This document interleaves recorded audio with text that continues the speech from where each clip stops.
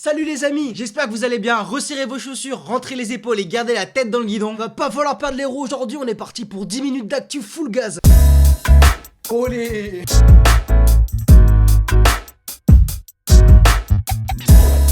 Déjà, j'espère que vous avez kiffé chez ce Giro sur LTDG, sur Eurosport, sur Instagram et TikTok. Ouais, l'évolution elle est assez incroyable. On a adoré travailler avec Eurosport sur ce Giro en plateau avec les dessins de Dadou, c'était ouf. Ouais, tous les jours ils nous passaient à la télé, franchement une grande fierté et j'espère que vous étiez contents de nous retrouver là-bas aussi. C'est grâce à vous, merci.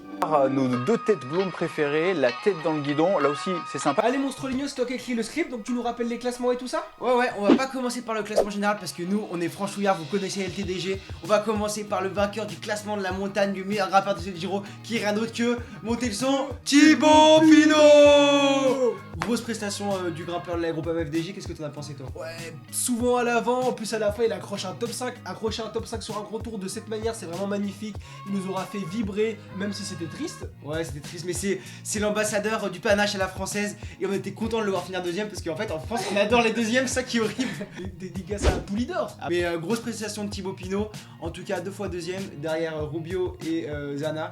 Voilà, est-ce que s'il y avait un regret, quelque chose à refaire, ce serait quoi? La montée de Cran Montana, clairement, je pense que là il a couru comme un cadet, désolé pour les cadets, mais il a fait n'importe quoi, il a mis que des cacahuètes, il était hyper nerveux. Après, là où il perd contre Filippo Zana, il peut pas faire grand chose, le mec il arrive pas à le décrocher, il est plus rapide que lui au sprint. Voilà. Il palmarès à la fin, 5ème, meilleur grimpeur, le plus combatif sur le chrono final, donc ça c'est pas mal, il t'a mis de 5ème, c'est un beau chrono aussi. Magnifique. Bravo Pinot, merci pour les frissons.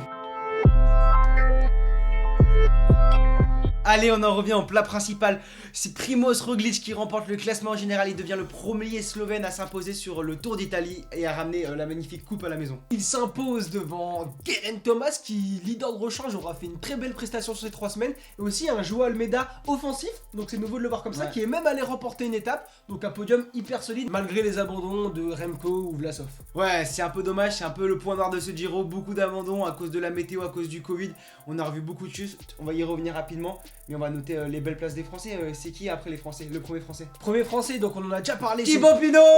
C'est Thibaut Pinot qui fait 5.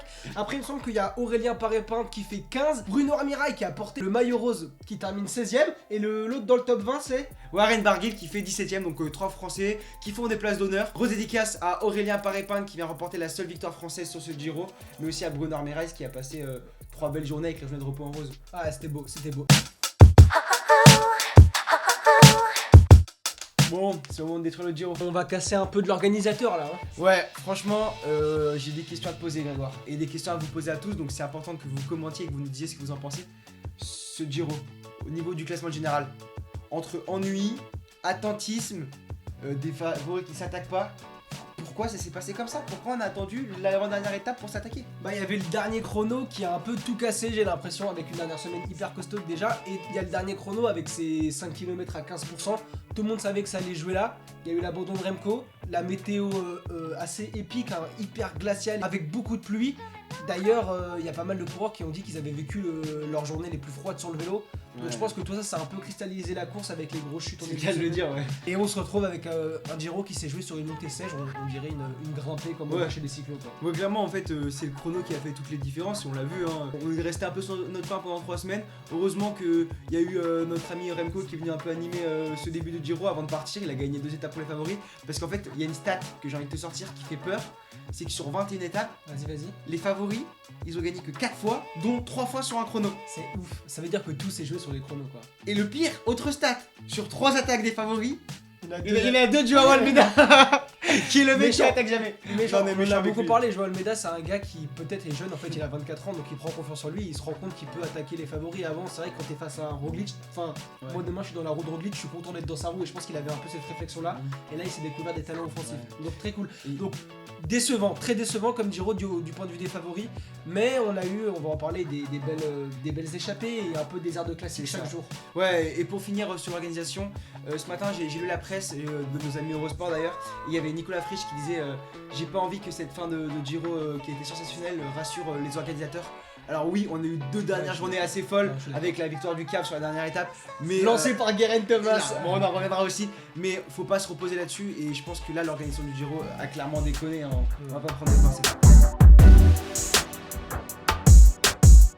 Chez les sprinters, c'est une révélation qui a ramené le maillot cyclamen à Rome. C'est Jonathan Milan de la Bahrain Victorious. A noté le très beau Giro de la Bahrain Victorious qui vient aussi remporter le classement par équipe. Et franchement, Jonathan Milan qui a remporté une étape et qui a fait beaucoup de place et qui sprint comme ça, la balle de golf. Franchement, j'ai kiffé.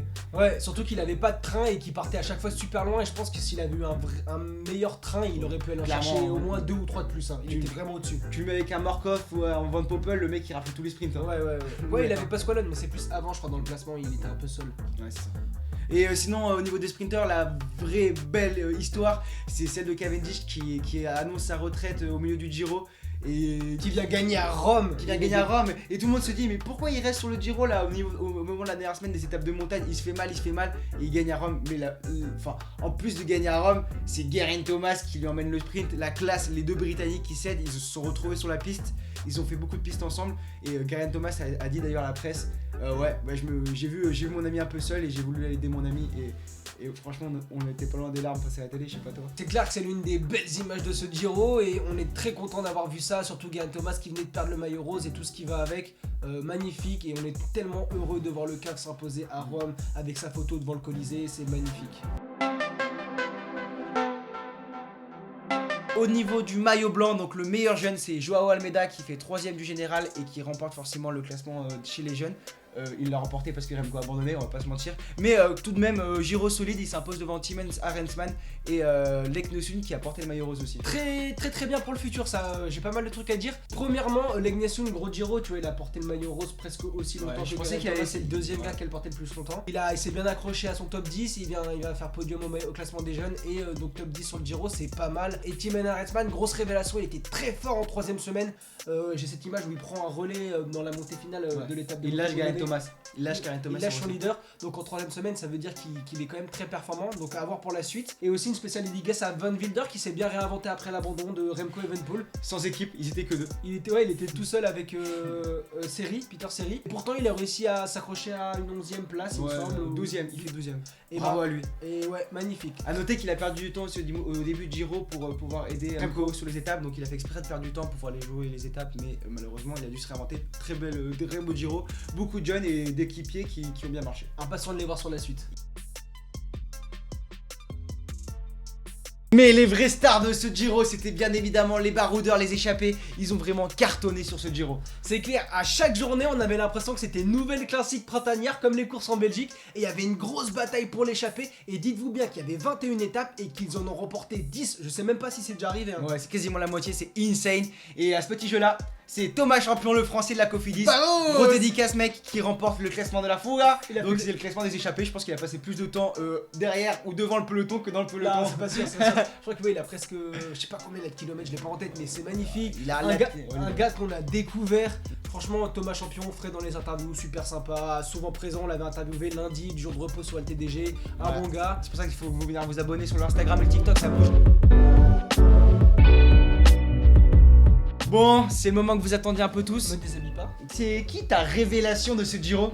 Révélation, je pense qu'on a tous la même. Derek G nous a impressionné. Il a fait 4 fois 2ème. Il fait 2ème du classement de la montagne, 2ème du classement des sprints intermédiaires, 2ème du classement de la Fuga. C'est un bully d'or V canadienne. Ouais. Très beau Giro, tout en l'avant, que ce soit plat, que ce soit en montagne. Il était déjà à l'avant sur Paris-Roubaix. Bref, superbe révélation. Ouais, d'ailleurs, pour ceux qui n'ont pas l'information, Derek G, on a l'impression qu'on l'a découvert sur ce Giro. Mais en fait, à Paris-Roubaix, c'est cette personne qui est dans la trouée d'Arambert, déjante complètement. C'était lui. La fameuse image. C'est ça. Et pour revenir à ce que tu as dit, c'est une surprise pour personne de le voir dans les révélations parce que personne ne l'attendait à ce niveau-là. Et surtout qu'il a été élu ultra combatif de ce Giro. Donc sur l'ensemble du Giro, c'est celui qui était le plus combatif, qui s'est le plus montré à l'avant. Ouais, une belle découverte le Derek G. Ouais. Et il s'ajoute peu avec Ben Ely, tu vois, mais Ben Ely, moi je le mets plus en révélation du coup. Du coup, c'est le mien. Bah, c'est le mien. Ma révélation de ce Giro, c'est Ben Ely qui a confirmé qu'il était là pendant les classiques, qui fait 2 la Flèche Brabançonne, qui fait 2 sur l'Amstel Gold Race derrière Tadej Pogacar. Donc c'est comme s'il avait gagné, on va pas se mentir. Et que sur ce Giro, on l'attendait un peu. Bon, il est parti en furie les 10 premiers jours, il était au taquet, donc il a remporté ses victoires d'étape. Et après, c'est qu'il s'est un peu écrasé sur la fin, mais en même temps, il était au niveau et c'est là qu'on l'attendait pour foutre le bordel, clairement. Et il nous a fait kiffer. Merci Ben. Bon, il n'y a pas eu que du bon dans ce Giro aussi, il y a aussi eu des déceptions. Grégoire, c'est qui? Pour ma part, on va parler colombien, on va parler vamos a hablar espagnol. Il y a le drapeau juste derrière. Gaviria, il est arrivé en forme, sérieusement les amis. Tous les sprinteurs en ont gagné une quasiment, sauf lui. Non mais c'est ça, tous les sprinteurs sauf lui en ont gagné une. Il a mal sprinté, je trouve. Ouais, je sais pas, mal emmené. Après, on sait que pour la Movistar, c'est une reconversion d'emmener une équipe de sprint autour d'un sprinter sur un tour. Ouais, je suis d'accord. Donc c'est nouveau, mais bon, il a montré qu'il pouvait s'imposer ce début de saison. Il a gagné en Romandie, donc en World Tour. Ouais, pour moi, c'est dommage. Je sais pas si t'es d'accord avec moi. Je suis dommage, mais pour moi, cette déception est liée à notre déception qui est la météo et l'organisation. Il y a eu énormément de chutes et Gaviria n'a pas été épargné par les chutes. Et le sprinter de la Serra en Colombie, malheureusement, je pense qu'il a traîné son malheur. Et je pense qu'à Rome, il était bien parce qu'il a fait rouler, mais Cavendish, il était transcendé et il a vraiment gagné. Allez, il y a 3 images qui nous ont vraiment marqué sur ce Giro. Vous voulez partager avec vous? Alors, il y en a une qu'on a en commun, on a une chacun. Vas-y, commence par la tienne. La mienne, c'est la chute de Mark Cavendish. C'est, je sais plus, en début de Giro, sous la pluie, il sprint. Bon, dans sa chute, c'est drôle parce que il tombe vraiment, c'est violent, ça fait mal rien que de regarder.